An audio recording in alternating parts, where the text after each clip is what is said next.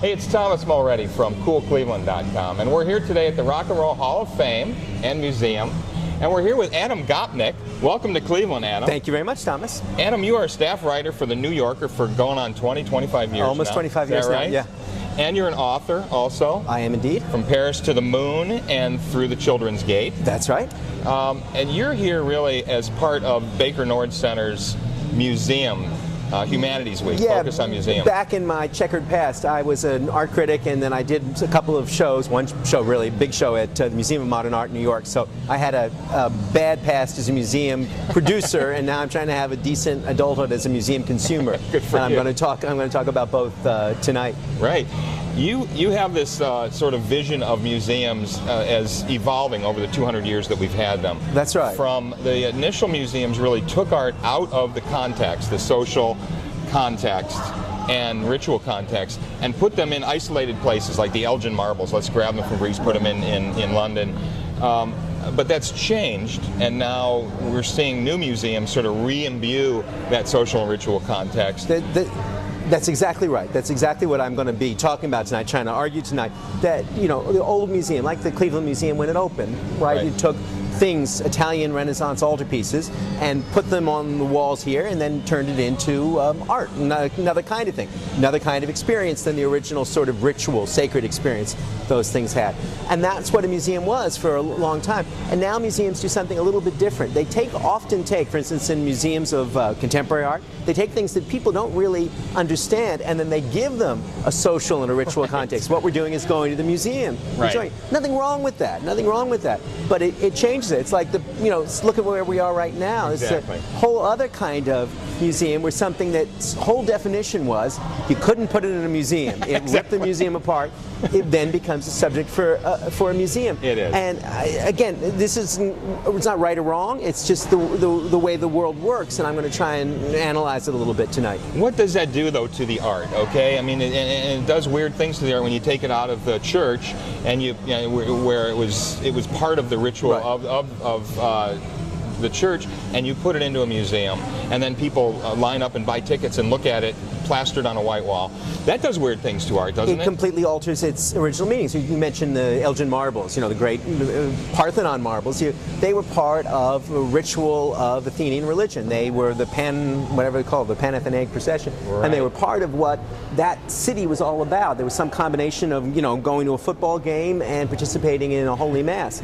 And then you change them, then you used to have people saying, "Oh, admire the beautiful massing of the forms and the perfection of the line." So, and that's not false, turning it into an aesthetic rather than a religious experience. Sure. It's another way of seeing it, but it changes it. And what I think is kind of interesting, Thomas, is that what's happened more and more now is that we try, because we're very short on social spaces in our culture. Oh, sure. For the most part, we don't go to church, or certainly if we go to church, it's unusual for it to be the center of a whole kind of ritualized existence, unless you're a Hasidim or an Amish or someone who still draws their central identity from the church.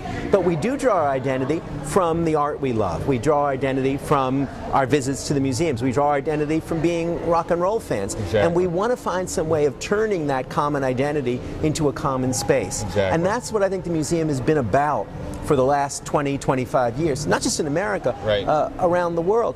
Has terrific things about it, right? We go, and it's, what do we think of doing when we say, I like bringing my kids up in New York or in Cleveland or wherever?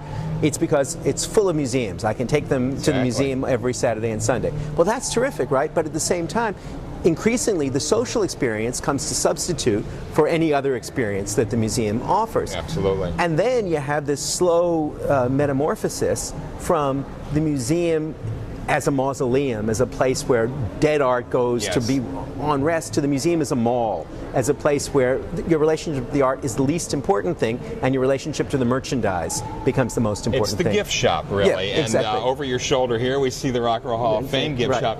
The other thing that modern museums, tell me what you think of this. Donald Horn wrote a book called The Great Museum about 25 years ago or so, where he said, and I think makes perfect sense, museums serve the purpose of the people who build them, and they're essentially rewriting history many times. We have this creation museum outside of Cincinnati. I've read about it. Very different geography than Cleveland here. It's near Kentucky, but it really does rewrite science in a lot of ways, and yet they present themselves as a museum, and people visit it as a museum. But Yeah. don't all museums do that in a sense, rewrite history on their own terms? Sure, or invent history, or make you see it in a way. Of course, and we could point out all the ways that's happened. We have a thing that we think of as sort of Western art, which begins with the Greeks and then turns through the medieval period and then becomes Renaissance. It's the way we're all taught art history. It's the way I taught it, right?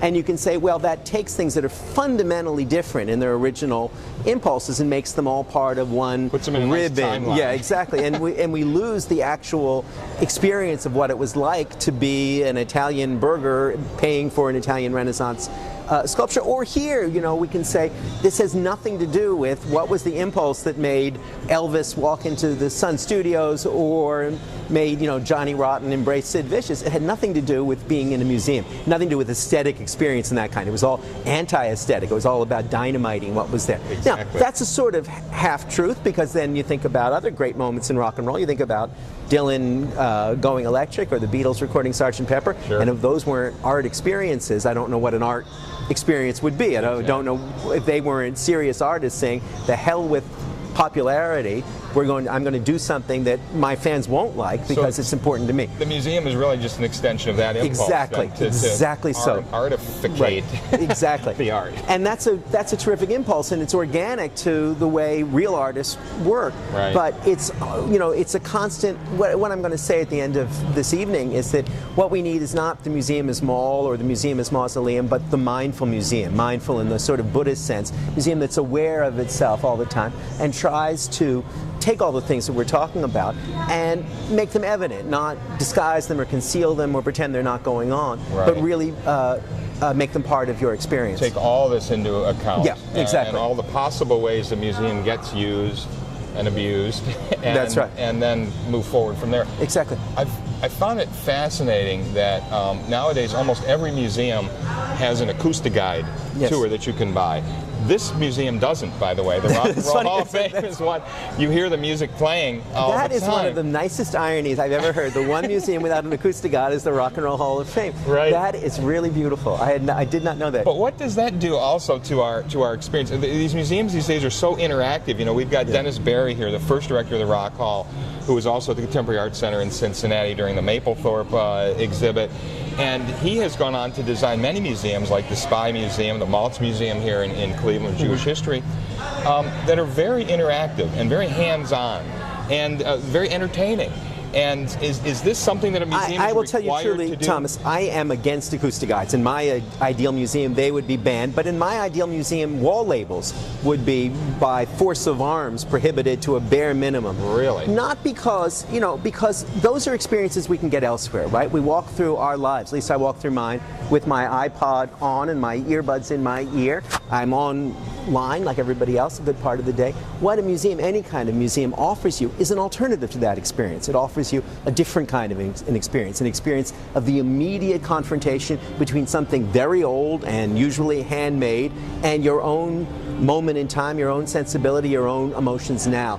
And if we lose that as the essential experience of the museum, then it just becomes one more stop on the endless ribbon of entertainment that we're addicted to in this country, especially. Yes. And then there's no point to it. If we try and make museums more and more like all the rest of our experience, then we don't need museums. Museums occupy a different space, it seems to me, occupy a different moment in the making of our minds, and it's an important one. It's not better than necessarily all the other plugged-in moments we have, but unplugging in a culture as plugged in as ours is a very important piece of our life, and a museum is a place, I think, where you need primarily to unplug. Then let me. That's fascinating. It's great having you here in Cleveland, Adam. It's been a pleasure being here. Thank you so much for taking time to talk with us. My pleasure. Thank you. Hey, it's Thomas Mulready from CoolCleveland.com. Have a great week in Cool Cleveland.